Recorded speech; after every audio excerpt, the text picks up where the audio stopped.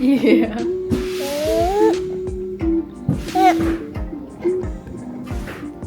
Welcome to the update. What up, YouTube? It's your boy Henny and Sabrina. And we're back at it again with a brand new video. Let's get into it, man. All right, y'all. So, new week, new goals. The name of the game is the update. So, let's update these people then. What's going on with you, mama? Oh, I forgot to say my face. Thank you so much. So we're actually changing up the update a little bit. Yeah. Henny and I have been having consistent conversations daily. Strategy meeting. Yeah, about how we want to approach. Just we've been updating weekly on our family life. We just find that and I'm sure you guys as well, sometimes have no updates. And we want to give back and we want to start a conversation. Give back. Okay. Being a little more transparent, I guess, is what you're trying to say. Yeah. Give back, like we're a nation. The whole point of it is just to see, I guess, through our relationship as well as through our family life, things that we can kind of showcase that are working for us specifically. Yes. And at least learning from us, right? So if you're on YouTube and you're a new parent and you're like, okay, look, the baby's coming. You're a new parent and you just need some reassurance, or even somebody in your corner, we're that couple. You get me? And also for the struggles we're having and we have not yet solved, for you guys to write us in the comments, to DM us, let us know what you guys are doing that's working for you and your family. The update has now become the update. A parenting conversation on what not to do. One thing that is not working for us is the no's. We are experiencing a lot of frustration with what they call the terrible twos, but in reality, I feel like kids go through this from the moment they learn to speak. With Natai, we purposely did not say no around him.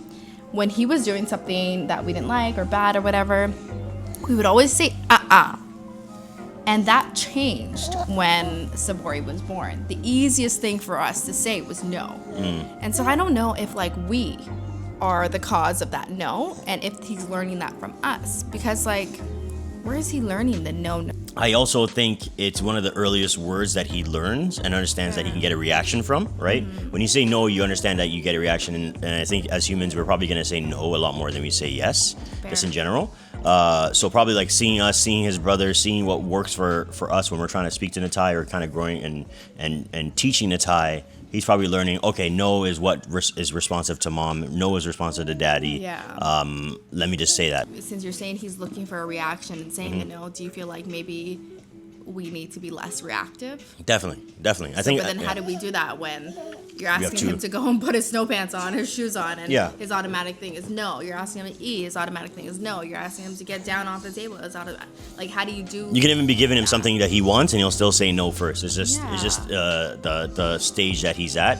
And we're trying to also be mindful because obviously you see Yaya here. Yaya here is definitely going to start learning from Savori and Natai as she already is. Savori, it seems, because it seems like Savori and her have a better relationship in terms of playing together.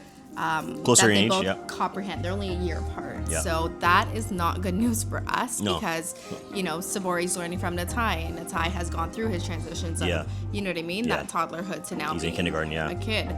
So it's I think that we really need to figure out different things that we can eliminate no's from our language and not necessarily make it a yes house, but a different, just a different verb, just a different verb. I just feel like it's not working for us adjective. Right now. I agree. I think finding different words that can be replaced with no is definitely important. Taking things slower. For me specifically, I'll talk about it. I'm so much more reactive. As a dad, as a father, you're kind of always trying to make sure you're, I guess, steering them in the right direction. So my first instance has been to say no consistently, and I'm trying to also change that as much as possible. When we had Natai and was just Natai, it was a lot easier to be mindful of okay, you're saying no, stop, remove it. But now it's because you have two other kids at the same time. It's the easiest resort. Yeah, and Natai at that age, he does understand, and he doesn't say no as much, so I feel comfortable being able to at least tell him, no, that's not right, yes, that is right, and he'll be able to understand it. But even I notice our language towards Natai is a little more forgiving, I think. Because if Natai's doing something that we don't like, we don't just say, no, don't do that. We'll say, well, Natai, we'll try to reason with him naturally. Fair enough. So. Well, there you go. I think that's the same thing. We have to take it in as one of the biggest things that you learn as a parent. Don't baby talk with your children. Just regular words and verbiage. That way they also start to get accustomed to it. Yeah. They understand it a lot easier and faster. And I think it's like also like they're smarter than you think. Yeah, 100%. Like they 100%. really like even Savory, as much as Henny and I will talk about it. Oh, he doesn't understand. He understands. A lot of the time he does. He understands. You know, it's just a matter of like whether or not he wants to understand at that moment. That's currently the no stage. That's what we're trying to figure out. What's another thing that we're going through? Let's share them. I think one thing that we did good on was separating the kids' bedtimes. Okay.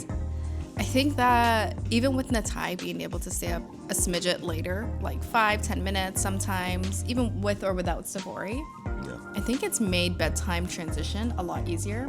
I find that when Yalani goes to sleep at 7 now, not 7:30 with the boys, it's like we have calm moments with the boys and they're forced to be quiet. And I feel like that has benefited their bedtime and them understanding like, all right, it's quiet time.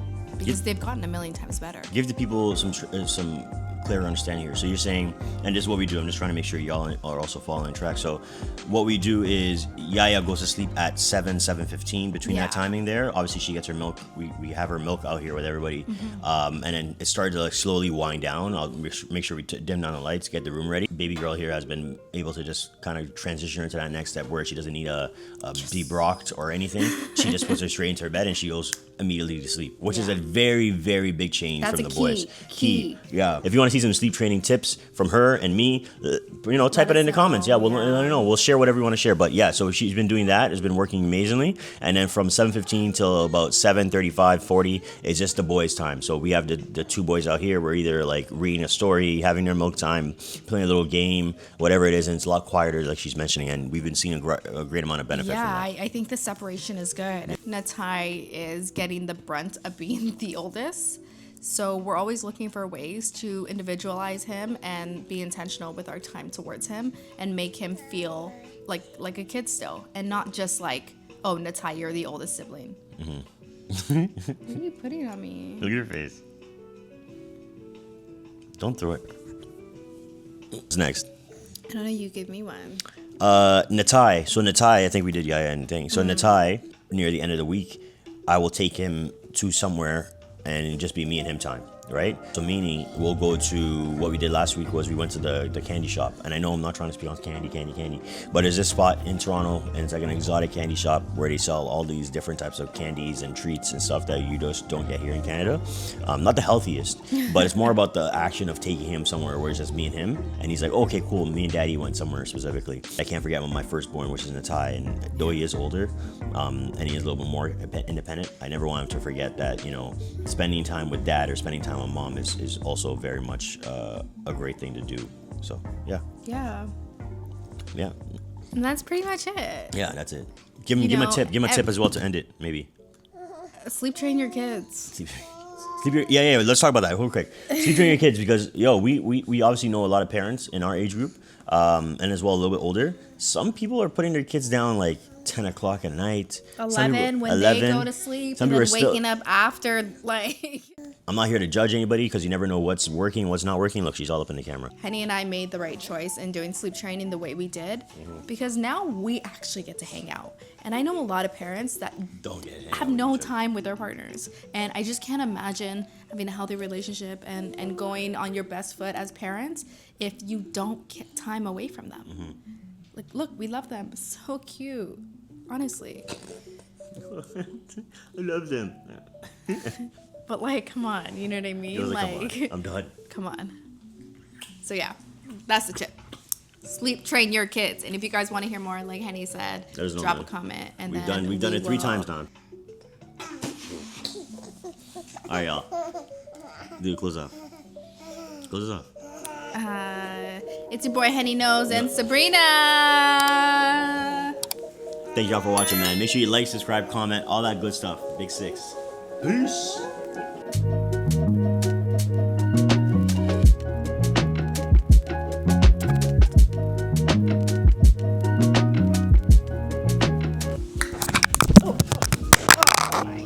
Yeah, say bye. Say bye-bye. Say bye-bye. No, she got it. Bye.